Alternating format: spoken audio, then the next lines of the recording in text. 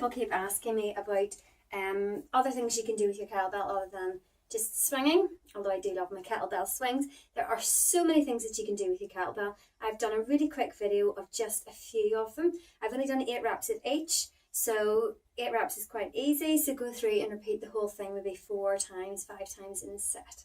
Okay, there is only one exercise in it that I want to run through with you really quickly before we start, and just because there is a risk of hurting your elbow if you haven't got these quite right. So every time you pick up your kettlebell, remember you're not going to be bending your back. We never ever want our backs bent over. You're always going to be sinking down into your squat position to get your kettlebell. Okay, so we're going to go down and get our kettlebell and put it in the position where we're ready for it. So we want your thumb is going to be pointing towards you.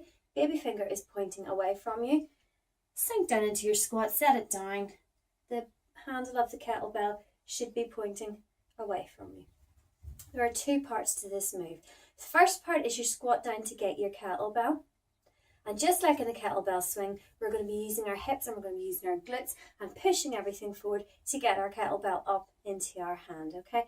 That's the very, very first part of the move, but it's got 2 parts to it, okay?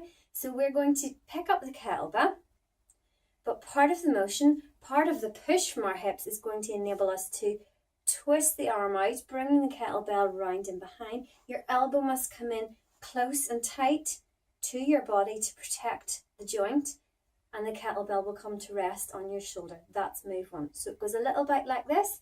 Sink down into your squat, keep your back up, head up, chest up, thumb points towards you, baby finger points away. We do 1, 2, 3, push up and over, and it comes to rest on your elbow. I'll try and slow that down a little bit for you. So sink down into our squat. We're going to bring the weight up using the hips, push up, and as we get to this position, we're going to use that movement to bring it up. I'm going to use my other hand because I haven't quite got that motion. Your elbow comes in as your wrist turns, so it's in nice and tight, and the kettlebell comes round the back and into rest on your shoulder. So it's a push up and round all in one move.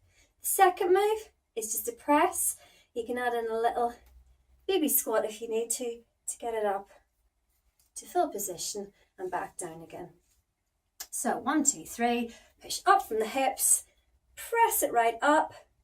When we're coming back down, we're going to lower slowly, bringing this elbow, we're always trying to protect this elbow, in to your side. Once you have this elbow locked in nice and securely in at your side, you can begin to bring the forearm down, untwist the wrist, back into your squat, and lower the weight back down, okay? One more time, and then you can get started on a little workout, okay? Sink down into your squat, 1, 2, 3, push, press it up, slowly back down, elbow comes in, start to unwind, wrist goes right round again, so your thumb's pointing towards you, sink down into your squat. You're not going to fully let go of the weight each time, it'll just be a little tiny touch, and then be straight back into the next one. It's a little touch, and straight back in. Practice through this move a few times before you start. Remember, the most important thing is to keep this elbow protected, and to do that you need to keep it in nice and tight as you're twisting in and out. Enjoy your workout. See you later.